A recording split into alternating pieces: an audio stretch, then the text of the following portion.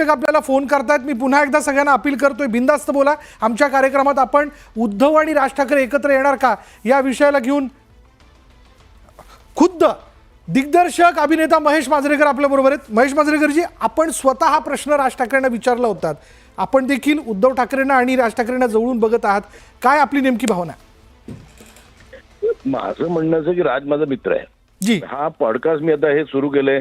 माझ्या सगळ्या पॉडकास्ट आहे मी सगळ्या जर का एक एक माझं सेक्शनच आहे की मी जे महाराष्ट्राचं भलं करू शकतो अशा लोकांना इंटरव्ह्यू घेणं आणि ते कुठेही पॉलिटिकल न होऊ देणं. की तुमचे पॉलिटिकल स्टँड काय आहेत ते मला ते तुमचे आहेत ते आय रिस्पेक्ट देम. माझा हेतू हाच आहे की महाराष्ट्राच्या भल्यासाठी काय काय करता येईल. मग त्याच्यासाठी डिवाइड अँड रूल बरं आहे का एकत्र येणं बरं आहे का. मी हे विचारलं त्याच्यात की तुम्ही बीजेपी बरोबर का नाही येते. आज बीजेपी सगळ्यात मोठा पक्ष आहे आणि डिसिजन घेणं जास्त सोपं होतं आणि ते घेत आहेत डिसिजन. त्यामुळे हे माझा एक माझ्या कळकळीने मला महाराष्ट्र माझं राज्य कसं मोठं होईल ह्या ह्याच्यातनं घेतलेला तो पॉडकास्ट आहे. आणि तो तुम्ही जर का फडणवीसांचा बघितलं असतं त्याच्यात पण तेच होतं माझं की महाराष्ट्रासाठी काय.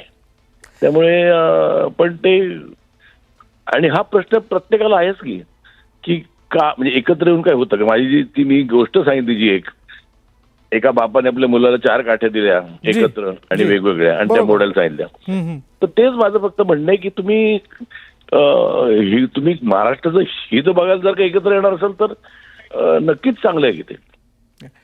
महेश सर, तसं अनौपचारिकपणे बऱ्याच वेळेस राज साहेबांनी मी खरंच सांगतो मी ना अगदीच म्हणजे जेन्युइनली विचारलेला प्रश्न म्हणजे मला माहिती नव्हतं की त्याचा असे परिणाम होतील म्हणून. आणि मेन म्हणजे मी एकही प्रश्न राजला सांगितला नव्हता. मी त्याला तेही म्हटलं होतं की मी तुला अजिबात माझे प्रश्न सांगणार नाहीये. बरं. कारण ती उत्स्फूर्त हे रिॲक्शन जाते त्यातनं. बरं. तो मग इंटरव्ह्यू घडवून गेला होता आणि मी त्याला हेही सांगितलं की एखादा प्रश्न तुला नाही वाटला उत्तर द्यावं असं तू कॅन से की नको हा प्रश्न.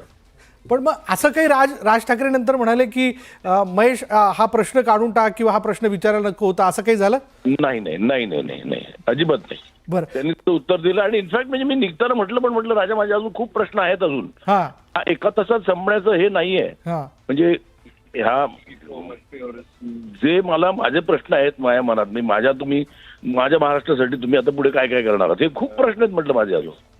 तर त्यांनी प्रॉमिस तर केलं आहे की अजून एक आम्ही त्याचा पार्ट 2 करू त्या पॉडकास्टचा. पण तुम्हाला असं वाटलं होतं की तुमच्या एका प्रश्नाने आजचा एक दिवस संबंध महाराष्ट्रामध्ये चर्चा? मला काही कळत ना सकाळपासून मला फोन येतो मी हैराण झालो. म्हटलं काय झालंय. तो मग मला कोणतरी म्हणाला तो एक प्रश्न. मी म्हटलं अरे तो व्हेरी जेन्युइनली विचारलेला प्रश्न आहे. पण म्हणजे महेश सर हा प्रश्न तुमच्याही मनात होता खरं तर एक मतदार म्हणून मित्र म्हणून? 100% असणार ना. 100% असणार. म्हणजे माझा तोही प्रश्न होता की माझं कायम म्हणणं होतं की ज्यावेळेला मोदी साहेब गुजरातचे पंतप्रधान होते मुख्यमंत्री होते तेव्हा राजांनी त्यांचं पण कौतुक केलं. तर मला असं वाटलेलं की ते कंटिन्यू झालं असतं तरी खूप एक चांगलं गठबंधन होऊ शकलं असतं. बरोबर. आणि महाराष्ट्राचं खूप भलं होऊ शकलं असतं. पण म्हणजे महेश सर हे माझ्या मनात पडले तेव्हापासून जे प्रश्न आहेत ना ते आज आले म्हणजे ते आणि मी ते राजला विचारू शकतो कारण मी जेन्युइनली माझा मी मित्र आहे म्हणून पॉडकास्ट जो घेतला तर मी एक मित्र म्हणूनच घेतला त्याचा पॉडकास्ट. नाही ते दिसतंय पॉलिटिकल म्हणजे मला वाटतं ते कुठेतरी मनसे किंवा शिवसेना किंवा हे असं काही नव्हतं. त्याच्यात माझं जेन्युइनली एका मित्राकडनं दुसऱ्या मित्राला विचारलेला प्रश्न होता. महेश सर, एवढं तर सगळ्यांना ठाऊक आहे या सिने क्षेत्रामध्ये किंवा सर्वसामान्य माणसाला देखील की आपलं फार अनौपचारिक नातं आहे राज ठाकरेंशी. बऱ्याच वेळेस गप्पांमध्ये म्हणजे आता तर हा आपण पॉडकास्टमध्ये प्रश्न विचारला पण इतरही वेळी कधी गप्पांमध्ये आपण त्यांना या विषयाला घेऊन छेडण्याचा प्रयत्न केला होता कधी यापूर्वी? बोलणं झालं होतं. सेकंड पार्ट करेन ना त्याच्यात मी अगदी विस्तृतपणे बोले. पण महेश सर बघा आता तुमच्या या एका प्रश्नावरती मिळालेल्या उत्तरावर उद्धव ठाकरेंनी देखील ठीक आहे जे काही किरकोळ वाद आहे ते मी बाजूला ठेवून पुढे यायला तयार आहे. काय नेमकं पुढे घडावं असं आपल्याला वाटतं? सगळं महाराष्ट्राचं भलं व्हावं ह्या एकाच माझ्या मनात इच्छा आहे माझ्या सगळ्याच बाबतीत. म्हणजे आज मी जेव्हा सगळीकडे फिरतो बाहेरनं तर मला असं वाटतं की आपण जरा थोडं सेल्फिशली फक्त महाराष्ट्रावर कॉन्सन्ट्रेट करणं गरजेचं आहे आता. म्हणजे मी आता सगळीकडे शूटिंगच्या निमित्ताने मी साऊथच्या फिल्म करतो तिकडे फिरतो. महाराष्ट्र म्हणजे कसं आहे माहिती सर्वसमावेशक आहे.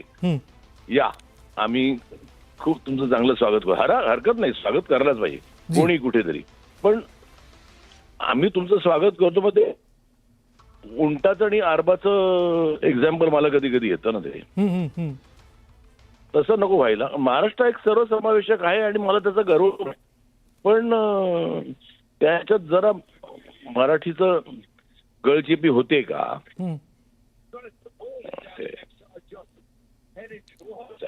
जी, हे दोघांनी एकत्र यावं अशी आपली भावना आहे. धन्यवाद आमच्याशी बोलल्याबद्दल. दिग्दर्शक अभिनेता महेश मांजरेकर यांनी हा प्रश्न विचारला होता. दोघंही